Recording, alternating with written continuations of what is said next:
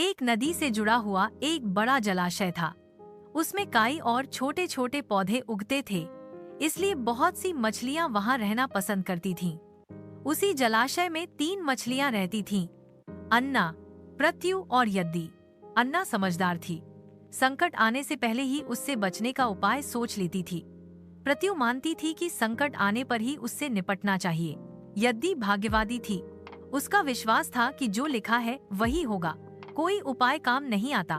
एक दिन कुछ मछुआरे नदी में मछलियां पकड़ रहे थे। उनके जाल खाली थे।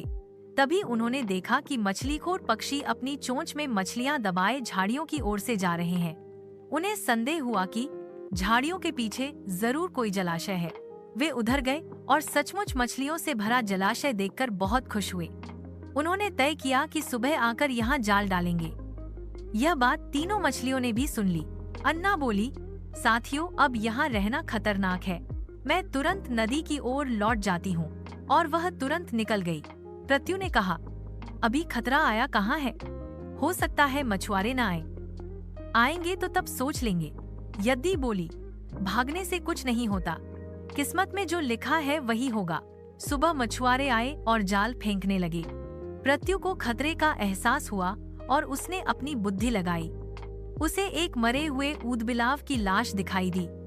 वह उसके पेट में छिप गई और सड़ांध अपने ऊपर मलकर मरी, मछली की तरह जाल में फंस गई। मछुआरे ने जब उसे देखा तो सड़े हुए भभके के कारण उसे मृत समझकर वापस पानी में फेंक दिया। प्रत्यु बच निकली, लेकिन यद्दी जाल में फंस गई और टोकरी में डाल दी गई। उसने कुछ नहीं किया और बाकी मछलियों की तरह तड़पकर मर गई।